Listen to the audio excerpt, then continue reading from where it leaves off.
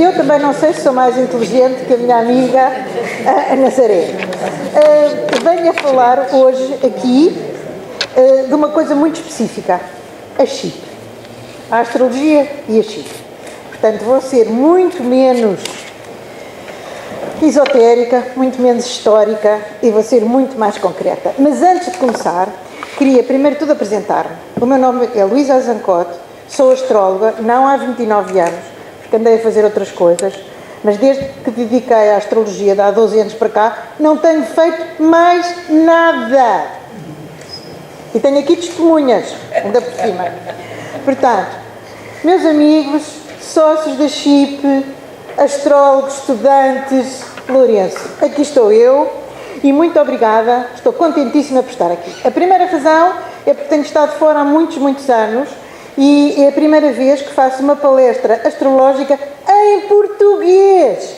Antes era sempre em inglês, até em italiano, uma amassada. Isto pode dar a entender, porque isto é tudo signos, sinais, que é o prenúncio da minha volta. Estou contentíssima. Mas o que eu ainda estou mais contente é o facto da visão astrológica, como disse a Nazaré, estar a ser admitida na visão histórica deste momento. Isto é fantástico. Não acontecia pelas razões que ela contou. A astrologia quase que foi assassinada, quase que foi morta. Não sei se foi o Concílio de Trento, Lourenço, mas que foi a idade da razão, foi, quer dizer. Portanto, não sei, essa parte do Concílio de Trento não sei, mas que foi a idade da razão. E como também disse a Nazaré, nem sempre foi assim. Reis, não só os portugueses, mas muita gente de poder, inclusivamente a Igreja, olhava para a astrologia e dizia: vamos aqui coisas muito interessantes, coisas importantíssimas. Por isso é que eu estou tão contente. Está ligado? Está, mas parece que tem que se engolir para isso funcionar. Pronto, mas eu falo aos berros, portanto não tem importância, eu tenho 6 netos, estou habituada a falar aos berros. Por isso é que eu estou contentíssima, porque quase praticamente me sinto como o Papa Júlio II. O Papa Júlio II achou que o momento... O Papa Júlio II não era parvo nenhum, foi ele que derrotou os Borgias, portanto não era parvo nenhum. O Papa Júlio II mandou pintar o mapa do céu fisicamente, quer dizer, faça-me aí, Rafael, venha cá e faça-me aí na Stanza della Signatura, no Vaticano, o mapa do céu, tal e qual, com os planetas nos sítios certos, do dia em que ele foi eleito Papa. Porquê? Porque achou que isto era importantíssimo e queria que, e deve ter sido importantíssimo, porque independentemente de ele ter dado cabo dos Borgias, chamou o Rafael e deve ter sido uma ótima estrela, porque foi o Papa Júlio II que encomendou ao Michelangelo o teto da Capela Sistina. Portanto, eu calculo que a estrela deviam estar todas fantásticas. Não é? Mas a coisa principal, depois das imagens lindíssimas que a Nazaré mostrou, eu só tenho aqui meia dúzia delas, a noção principal é que o momento é importante. O momento é importante. E deixo-os com esta mensagem. Posso-me ir embora? Não. Pronto, o momento é importante. Epá, desculpa lá, mas isto está-me aqui assim no meio da... Desculpa. Não faz mal, não tem importância nenhuma.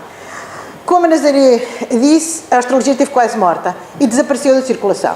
Portanto, a astrologia funcionava com as outras ciências, funcionava com a medicina, era ensinada nas universidades, funcionava com a astronomia e depois, com a idade da razão, a coisa ficou fosca.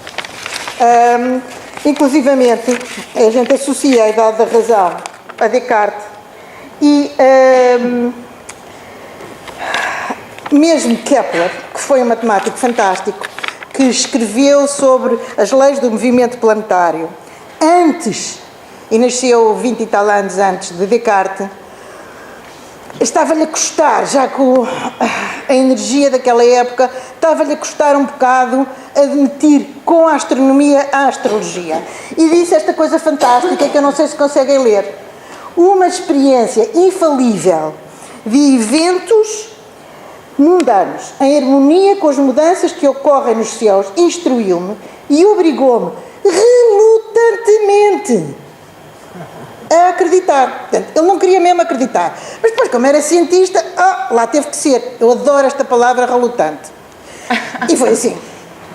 E depois houve mais relutantes. Há um diálogo fantástico, que eu não pus ali, entre o Halley, o tal do cometa inglês, em pleno século XVIII, logo no princípio do século XVIII, que se volta para o Newton, que tinha vergonha de dizer que sabia astrologia, e há um petit comité, o Halley pergunta-lhe: mas porquê que tu acreditas em astrologia? Ou Newton, ou se calhar tratava por Isaac, que eram mais íntimos. Isaac, porquê que acreditas em astrologia? Ou que o Isaac respondeu: porque eu estudei-a e tu não. Portanto, quando a gente se começa a aproximar de todos estes fenómenos, começa a pensar, há aqui qualquer coisa, não sei se acredito ou não, como dizia a Nazaré, mas isto funciona, dá-me um prisma, dá-me uma visão.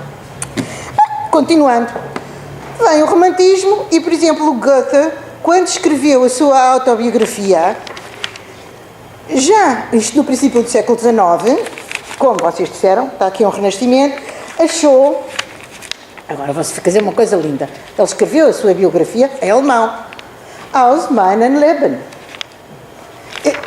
E quando escreveu, achou por bem começar com o seu horóscopo. Isto é a primeira página da autobiografia, porque isto sou eu. Estão a ouvir, não estão? Entretanto, há dois senhores importantíssimos para o estado em que nós estamos atualmente, nascidos a pouquíssimos quilómetros um do outro, para aí 150, e os dois andaram na Universidade de Zurique, Einstein e Carl Jung. Einstein não era astrólogo de todo, mas veio dizer qualquer coisa que era muito importante, que todos nós já sabíamos. O tempo não é linear e constante. Então, se o tempo não é linear e constante, muda. Se muda, tem qualidades. Pois é, pronto, cá. Temos aqui uma base, não é? E Jung vem dizer, ok, nós todos temos uma consciência coletiva, porque senão tínhamos que explicar tudo a toda a gente. Como é que os bebês sabem o que é uma mãe? Ninguém lhes explica o que é uma mãe, eles sabem o que é uma mãe. Mas a gente tem que explicar o que é um alicate. Toda a gente sabe o que é o medo. Ninguém tem que... Portanto, temos aqui, nós nascemos com qualquer coisa, um modelo, aquele chamou os arquétipos, que vem da consciência coletiva. Portanto, a um determinado nível estamos todos ligados. Unos mundos. Boa.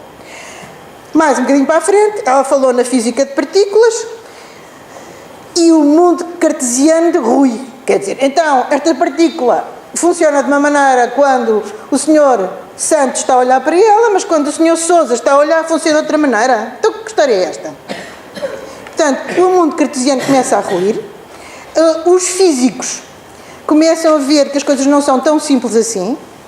Há, por exemplo, um físico chamado Bohm, que tem uma teoria, que eu só sei dizer em inglês, implicate order and explicate order, não sou capaz de explicar, mas é estranhamente parecida com o mundo como o Platão o via. Mudam-se as palavrinhas e estamos lá. Em que a consciência e a matéria não são divisíveis. Estamos em pleno mundo astrológico. Ok? E o que é esse mundo astrológico? Como é que eu chego a poder-vos explicar o que é a chip astrologicamente e o que é o momento dela? Portanto, o que é que nós precisamos? Precisamos dos zodíacos, que a Nazaré nos mostrou imensos, lindíssimos. Os meus são muito mais simples e já estão cá há milhares de anos. E, por exemplo, este, concretamente, que é um mosaico do século VI, naif, tem motivos naifes, e eu passo a mostrar laser. Ok. Está a ver? Ali. Está a ver o caranguejo ali assim? Está a ver? Aqui o escorpião, o sagitário, enfim, os motivos não mudaram muito. Isto é o zodíaco. O que é o zodíaco? O zodíaco é uma banda, desculpem lá os estudantes, é uma banda de constelações na zona onde a gente vê o movimento aparente do céu. Há mais constelações em cima, mais constelações para baixo. As estrelas são uma realidade física. A constelação não é. Os pontinhos, as estrelinhas foram unidas pela consciência humana. Portanto, fomos nós, homens, a humanidade, que criou o zodíaco. As estrelas estavam lá, mas quem os uniu fomos nós. Portanto, o zodíaco é uma construção humana, é uma parte de nós mesmos, e por isso é que ele não se vai embora. nem é mudado. Não é mudado, não é bem assim, quer dizer, há umas leves modificações. Por exemplo, aqui neste, do século XIII, em Pádua, o caranguejo mais parece um lagostim. Está a ver? Mas os símbolos continuam na mesma. O Sagitário é agora um centauro, a senhora da balança foi-se embora e está só a balança, mas os símbolos perduram. Isto é tudo muito complicado, estar a fazer mapas do céu com estes símbolos todos. Portanto, nós aligeiramos fortemente, como vocês já puderam ver, eu só preciso, aligeiramos fortemente e de hoje em dia o que nós usamos é isto. Os símbolos continuam a ser os mesmos, não é? O Sagitário perdeu o cavalo, mas tem cá a seta. Os Gêmeos estão aqui muito bem, não é verdade? O Touro com os seus corninhos. Enfim, a coisa... o Escorpião com a sua seta venenosa. E é isto que nós usamos no dia-a-dia. Eu não sei quantos de vocês não sabem nada da astrologia. Isso por acaso era giro saber. Pronto. Mas é isto que a gente usa no dia-a-dia em vez daqueles bonequinhos, porque não podemos, evidentemente, somos muito ocupados, atarefadíssimos, não é? Pronto. Ok. Esta é a dimensão temporal. Portanto, o Sol anda por cada signo, por acaso até vou voltar atrás. O Sol anda por cada signo durante o ano todo. Portanto, é uma dimensão temporal anual. O Sol está mais ou menos aqui. Está no princípio de Sagitário. Aqui. Depois, vai passar para aqui. Na primavera, vai estar aqui. Primeiro dia de primavera vai estar aqui. Primeiro dia de Carneiro.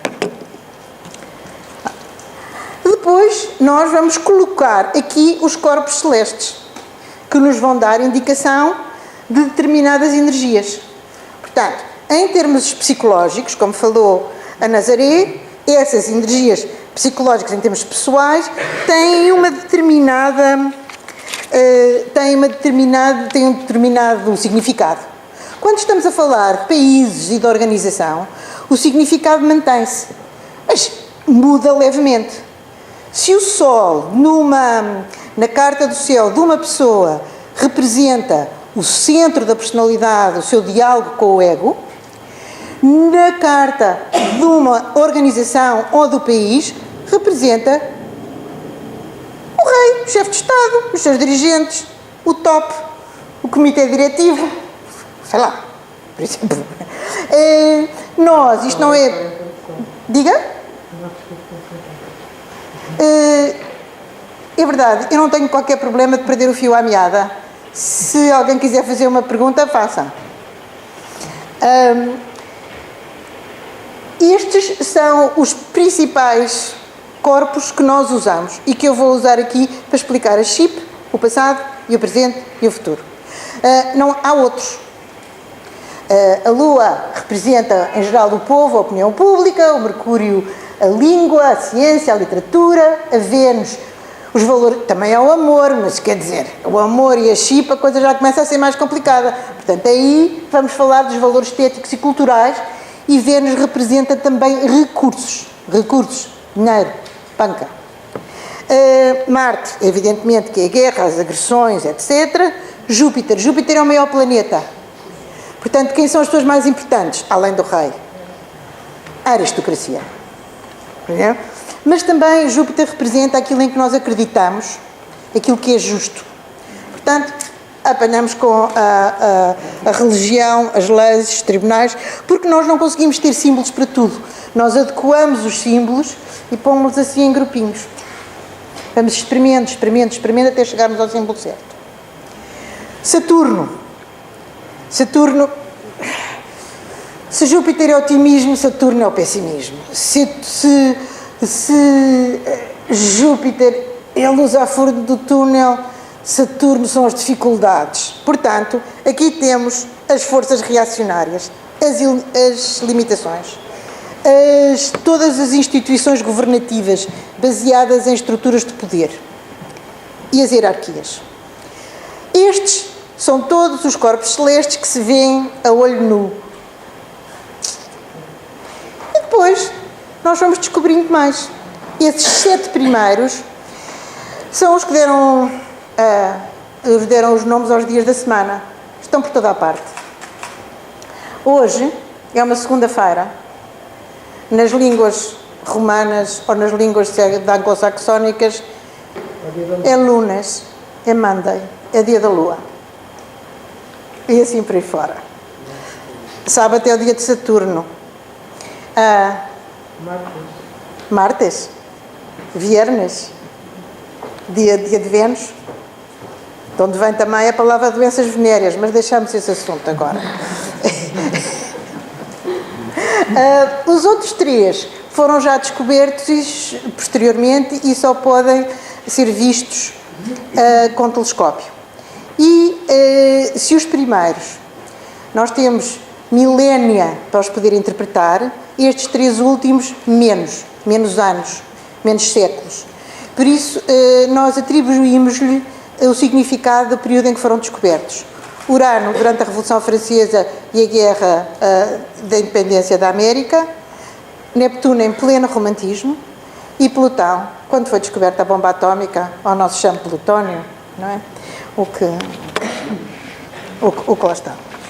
Mais abaixo, eu pus ali uma coisa chamada Nó do Lunar Norte, ou Cabeça do Dragão. Não é um corpo celeste.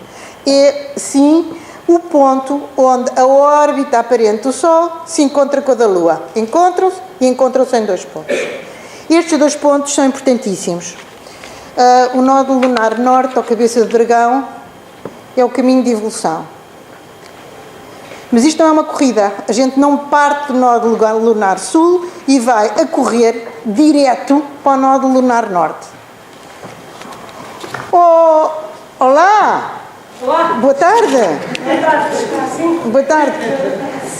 Bem, eu posso desculpar porque uma destas senhoras é aparentada com um dos ex-presidentes da CHIP, com o general Paiva Brandão. Portanto, vá lá, a gente desculpa-lhes este atraso. Bom, aparentada como quem diz sobrinha. Pronto. E afilhada. Obrigada.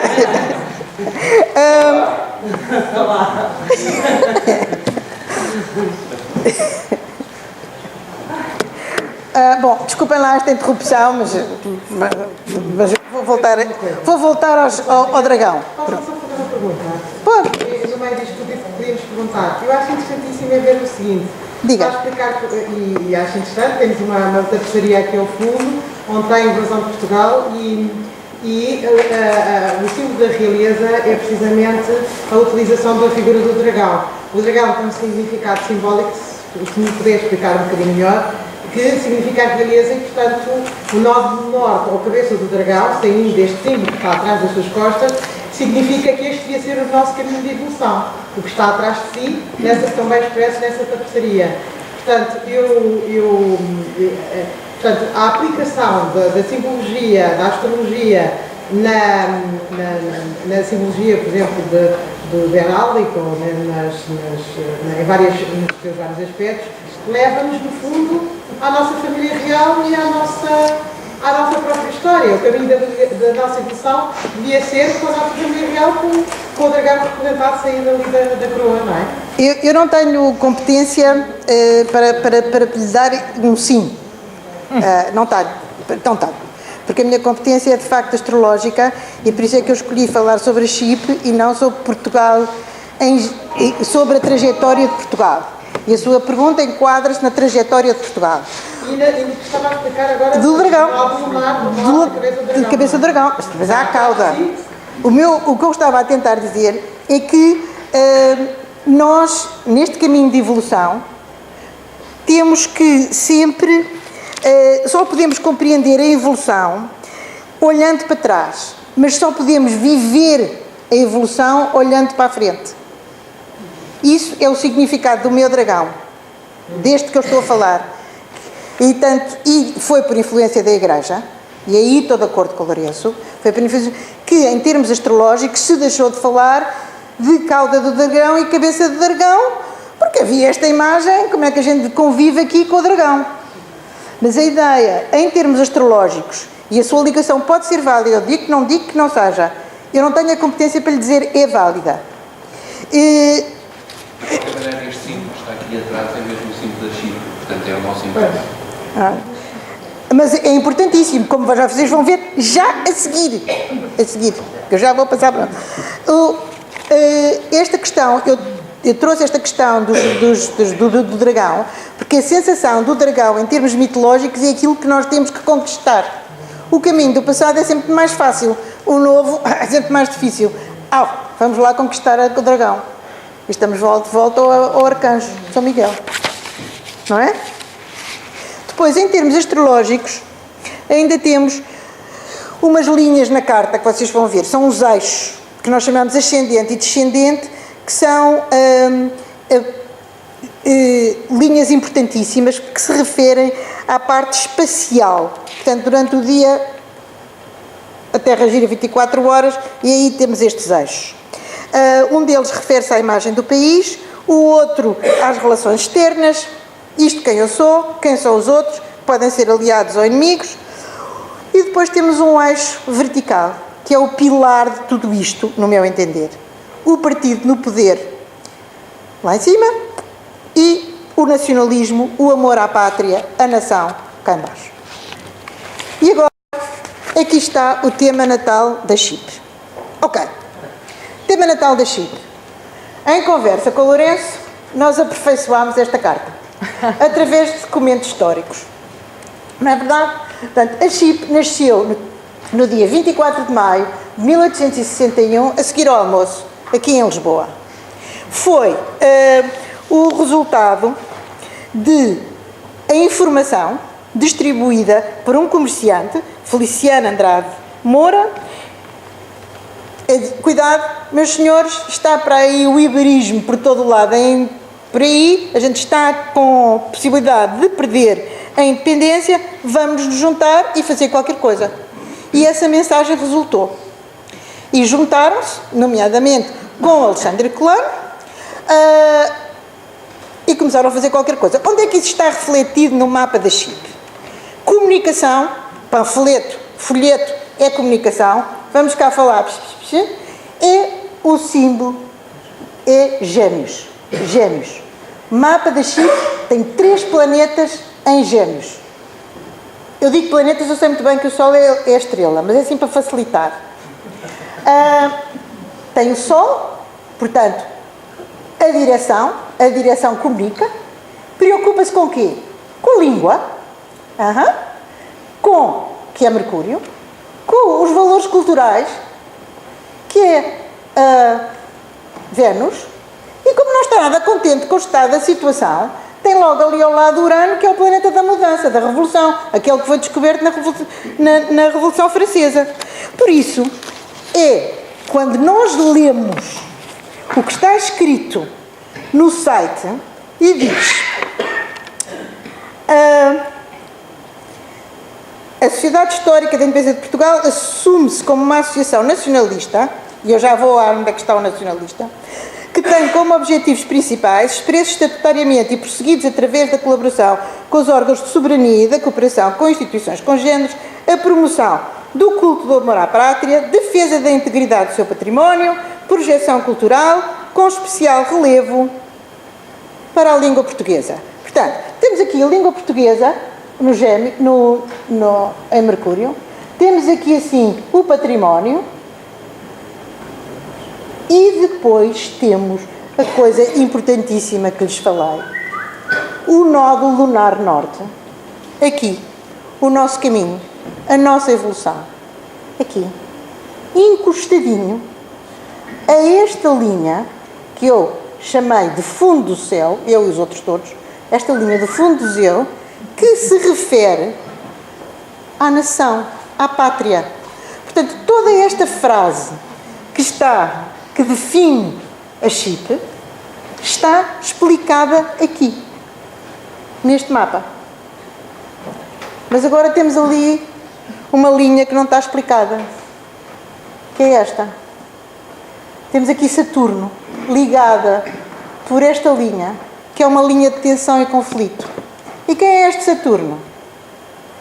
Era o governo da época, Saturno, entidade governativa, hierarca, o governo da época, que o que é que ele andava a fazer? Lourenço? Disparates. Basicamente, andava... Ia ser ineficaz em relação a esse combate do iberismo. Exatamente. Foi o levantamento do alfaiate. Exatamente. E que estava a ser completamente ineficaz e, portanto, não estava a ajudar nada. A questão é que quando a CHIP diz que, através de colaboração com os órgãos de soberania, com este mapa, eu poria sempre uma colaboração em traspas. Porque com este mapa, com este Saturno, há sempre o potencial desta colaboração ter dificuldades, ter limitações, porque Saturno é esse planeta. Está bem? Está aprovada esta parte? Mais perguntas sobre a CHIP? Mais uma vez, eu quero fazer notar o nódulo lunar norte, importantíssimo, cabeça do dragão, encostado ao fundo do céu. O amor para a pátria. É, sem dúvida nenhuma, a missão da CHIP. A sua evolução é a defesa e o amor pela pátria. Não tem nada que enganar. Estão no caminho certo. E agora, porquê que escolheu o nome 1º de dezembro? Porquê que não foi só, sei lá, Sociedade de Amor para a Pátria, não é? Escolheu o 1º de dezembro porque sentia alguma identificação com o 1º de dezembro, com o que aconteceu no 1º de dezembro. Isto é a carta do 1º de dezembro, para o momento, não em que os conjurados entraram, mas para o momento em que o rei voltou a ser rei. E, portanto, temos esta linha aqui em cima, que eu disse que era o meio do céu, e que representa a imagem posterior, e o planeta que está aqui ao lado é Urano. Assim, então o mundo todo viu-nos um dia, e no dia seguinte, olha, afinal tem a rei. Portanto, a nossa imagem mudou completamente nesse dia posterior. Quem é que estava em evidência? Quem estava em evidência e quem fez a restauração não foi o rei. O rei está aqui muito quietinho. Foram os nobres que estão aqui em evidência. Portanto, mais uma vez, o mapa da restauração é outra vez fiel aos acontecimentos, não é verdade?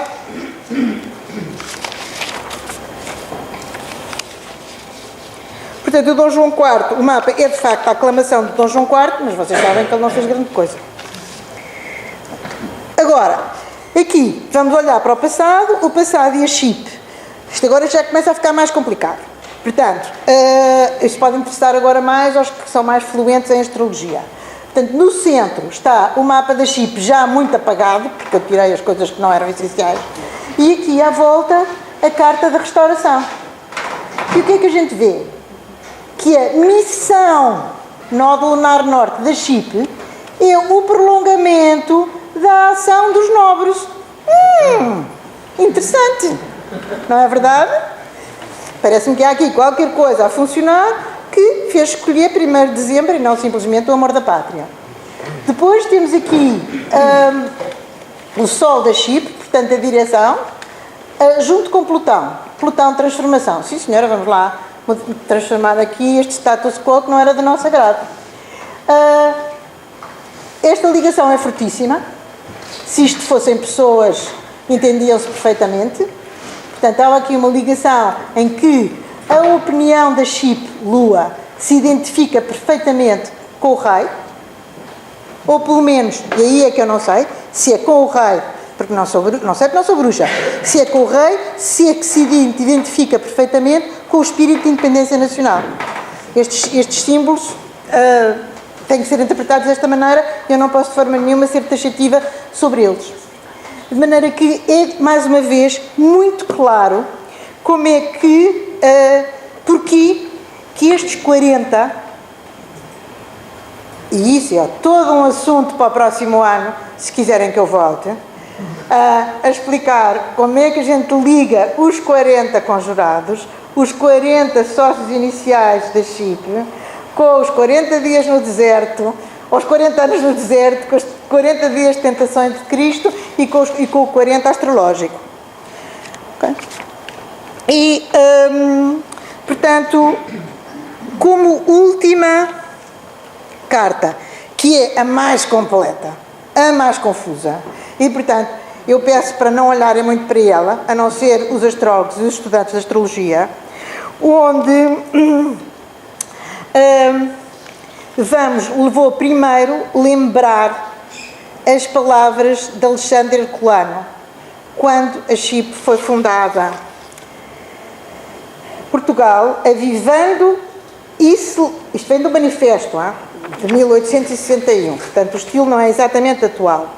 Avivando e celebrando com mais solenidade o aniversário da Reconquista, da sua independência em 1640, nem pretende ferir o pudendor da briosa nação espanhola, nossa amiga e aliada, nem ressuscitar os ódios que outrora inimizaram os dois povos convizinhos.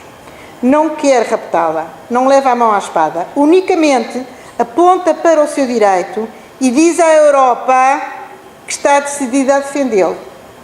Portanto, vamos mudar este discurso e tirar esta cena da Espanha, mas a mensagem para a Europa, talvez na pessoa da Troika, seja muito atual. E é super atual. Todos nós sabemos que a situação atual é explosiva. A Nazaré falou da quadratura do Urano-Plutão, desta nova mudança de paradigma, vontade de mudar e de transformar, tensões sociais, que a gente sente em termos de tensões sociais. E o que é que a Chipre tem a ver com isto tudo? Imenso, imenso. O planeta da transformação, o planeta da energia, obriga a que qualquer coisa morra para que uma nova renasça, que é lindo em termos da frase, mas o processo é difícil, é penoso. Onde é que esse Plutão que anda nos céus e que tem um ciclo lentíssimo de 248 anos, onde é que ele está neste momento? Está no fundo do céu da Chipre, quase encostadinho à missão da Chipre. Portanto, a Chipre está ameaçada. A Chipre, como representante desta independência, está ameaçada. Ameaçada, e viu-se que a ameaça já foi, parte da ameaça já foi concretizada. O 1º de dezembro deixou de ser feriado. E para quem não foi ao site, eu leio as palavras do Conselho. Acabar com o feriado 1º de dezembro foi atacar da pior forma a independência nacional de Portugal. Seria feri-la no seu próprio espírito. Quando alguns falam de que Portugal caiu numa situação de protetorado e o quadro de endividamento diminuiu a liberdade de decisão de Portugal, não é tempo para apagar o espírito, a vontade e o brio da independência nacional. Bem ao contrário, é tempo de os celebrar, exaltar e fortalecer. Isto é Plutão na missão da Chipre. Por outras palavras, não precisa de ser astrólogo para se perceber que a situação é grave. E agora, o que fazer? Temos aqui indicações que temos ajuda? Temos. E ótimas. Portanto, um outro planeta que ainda está a dificultar a coisa é Neptuno. Neptuno está aqui. Neptuno não são só as aspirações, mas também dissolve o que toca. O Neptuno que anda no céu está oposto aos órgãos governativos da Chipre. Portanto, apesar de estarem aqui uma audiência fantástica, este projeto 1 do 12 ao vivo, ter tido uma dimensão como creio que nunca teve. Não? Sim, uma dimensão enorme. A cobertura mediática tem sido difícil. Muito difícil. Nós, em termos simbólicos, associamos Neptuno, que é o rei dos mares, mas que também se espalha-se por todo o lado, espalha-se como os mídias. Os mídias contra vocês. Portanto, mais uma vez, está aqui bem vivo.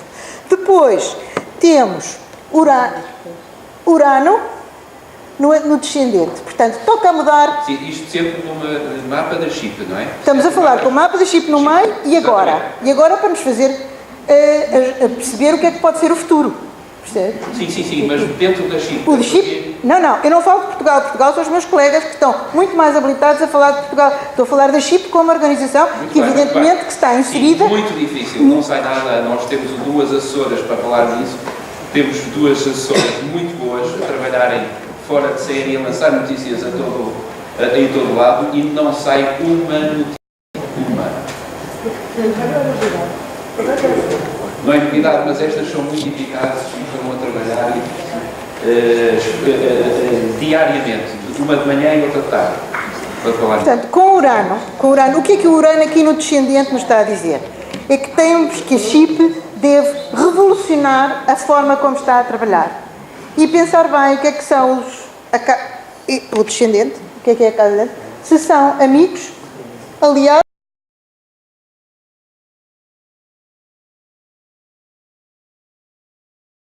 Não sei se